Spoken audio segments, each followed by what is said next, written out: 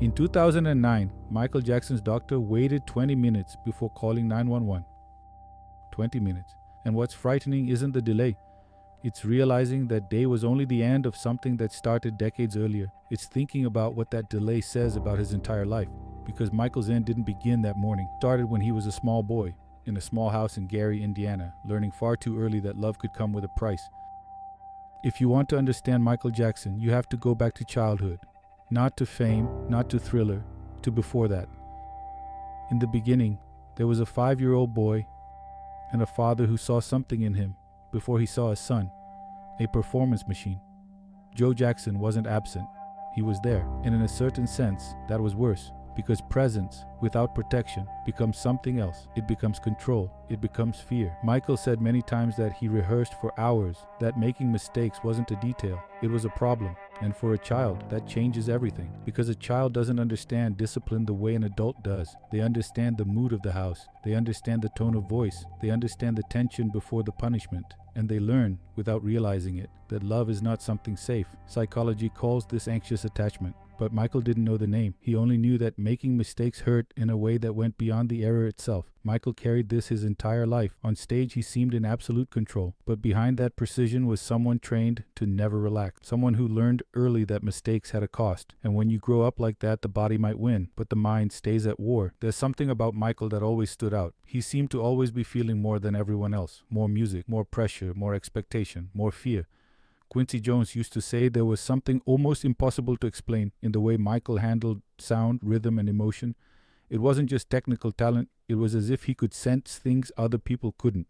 But that sensitivity came with a price, because the same mind that transformed everything into art also absorbed everything as a threat. If the environment was unstable, he felt it. If there was judgment, he felt it. If someone approached with too much interest, he felt that too. Psychology calls this hypervigilance. Michael didn't seem to live waiting for the next success. He seemed to live waiting for the next attack. Hypervigilance doesn't come from nowhere. It tends to appear when someone grows up in an environment where staying alert was a matter of survival. And that changes the way a person walks, talks, creates, loves, and sleeps. There's a detail that says a lot about Michael Jackson, and many people treat it as eccentricity when, in reality, it's a clue.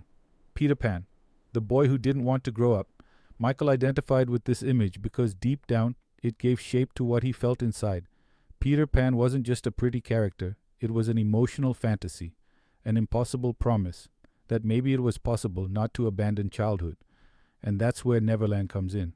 Neverland wasn't just an extravagant house, it was an attempt to build a place where childhood could still exist, a space where he didn't have to be just the adult the world demanded, a private world, full of animals, toys, fantasy, and selective silence. To someone looking from the outside, it seems strange. To someone looking carefully, it seems like a desperate attempt to repair a loss.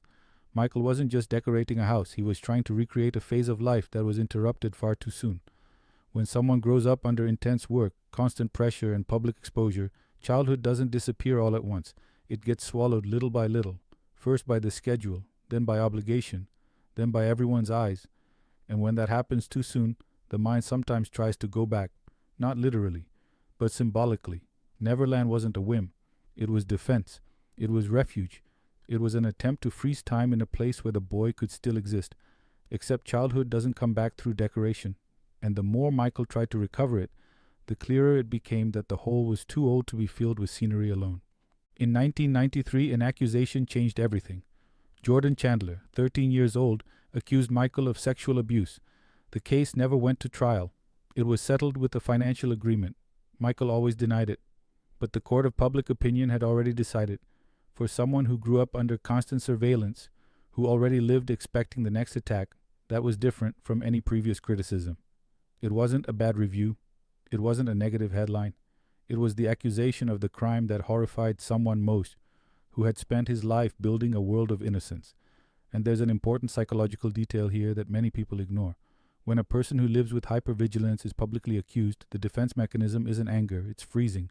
The mind that already spent years waiting for the next attack, when the attack finally arrives at maximum scale, no longer knows how to react, because it spent its entire life preparing for this. And when it actually happens, the preparation is useless. It's what psychologists call the immobility response, the cornered animal that can neither fight nor flee, It just freezes. Michael gave interviews. He denied everything. He cried in public. But inside, that accusation probably confirmed what the deepest part of him had already suspected since childhood, that the world was a dangerous place, that trusting was costly, that any approach could become a trap, and when a belief you've carried since you were 5 years old finally finds proof the size of the entire world, it doesn't disappear, it becomes certainty. In 2003, the second accusation came, this time with a full criminal trial. Michael was charged on 14 counts. In 2005, he was acquitted of all of them. But legal acquittal and public acquittal are different things. Psychology has a name for what happens when someone is publicly exposed in a severe and repeated way. Humiliation trauma. It's when shame stops being a passing feeling and becomes part of the identity. The person doesn't feel they did something wrong. They feel they are wrong. Michael left the courtroom free under the law, but he didn't leave whole. Shortly after he left the United States, he went to live in Bahrain. He spent years away from the country that had created him, destroyed him, and acquitted him in the same breath. When he came back, he wasn't the same. And maybe he never could be again. Fame didn't save Michael from the void. In many moments, it only amplified it, because the more famous he became, the less space existed to simply be human. Everything about him became an image. Every gesture was read. Every choice became a headline. Every vulnerability became public matter, and that connects back to hypervigilance. In 2003, a 90-minute interview with journalist Martin Bashir destroyed decades of image building. A sentence taken out of context became a worldwide headline. Michael woke up famous in a different way and was never the same after that. At some point, the mind learns to live in a state of war as a rule. He was acquitted, but the world didn't acquit him, and Michael went back to an industry that needed him whole when he was already broken. Michael was at the same time admired and hunted, celebrated and watched, idolized and dismantled in public, and that kind of life takes an enormous psychological toll. It's no coincidence that he became increasingly difficult to read from the outside, because inside there was probably no longer a stable center to hold everything together. And then comes the final part of the tragedy. The image of genius coexisted with drug dependence, isolation, physical deterioration. When someone lives like that for so long, the question stops being what happened that day and becomes, how did this person manage to get that far without breaking before? Conrad Murray was Michael Jackson's personal physician, hired to be present every night of the This Is It tour. 50 shows that Michael wasn't sure he could do. Murray administered propofol, a fast-acting anesthetic developed for operating rooms, with constant monitoring, staff present, emergency equipment nearby. Murray applied it in a hotel room, every night, for months, because it was the only way Michael could sleep. Propofol is not a sleeping pill. It doesn't induce natural sleep. It shuts off the brain.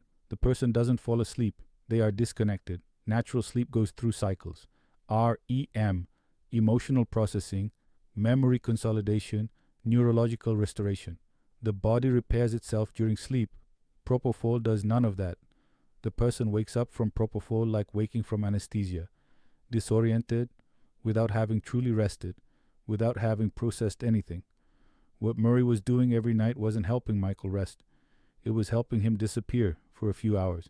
And a mind that needs to disappear to survive its own life has already reached a place far beyond normal exhaustion. Michael wasn't tired of working. He was tired of existing. Think about what that means. On the morning of June 25th, 2009, Murray found Michael unresponsive. He waited 20 minutes before calling 911. Before that, he called Michael's manager. There is no medical explanation for that delay. There is pressure. There is dependence. There is an entire system built around a man who could no longer say no, and people who benefited from that. Murray was convicted of involuntary manslaughter in 2011. He served 2 years in prison. Michael never came back. Michael Jackson's story is usually told as the story of a star who became too strange for his own success, but that's only the surface. Underneath there is the story of a boy who grew up too fast, of a child who learned early that love came with performance, of an adult who spent his life trying to build a place where he could still be a child, and of a mind that lived so long on alert that it never found true rest. In the end, maybe Michael was less the man who lost control, and more the man who never had the chance to fully put himself together. That's the hardest part. It's not about madness. It's not about myth. It's not about eccentricity. It's about a childhood interrupted too soon, an identity shaped under pressure, and a mind that tried to survive the only way it could. And when childhood becomes trauma, the rest of life often becomes an attempt at compensation. Michael built a world so he wouldn't have to grow up, except the world demanded he grow up anyway, and nobody gets through that hole. But there's something that remains after all of this. Michael Jackson sold more than 1 billion album copies. He created entire cultural movements. He changed the way the world saw music, dance, and performance. And he did all of it carrying a weight that most people will never have to carry. What that says about trauma is not that it paralyzes, it's that it coexists. The same child who learned that love came with performance created Thriller. The same man who lived waiting for the next attack created Billie Jean. The same adult who never found rest created Human Nature. Trauma and genius don't cancel each other out. Sometimes they live in the same body, sometimes one feeds the other, and sometimes the price of that is too high. The question that remains is not what Michael Jackson could have been if he hadn't gone through all of that. The question is what he would have been if someone at some point had looked at him, not at the artist, not at the machine, not at the product, but at the boy. You can stop now. You are enough. Nobody said it, and the world lost both things, the artist and the boy.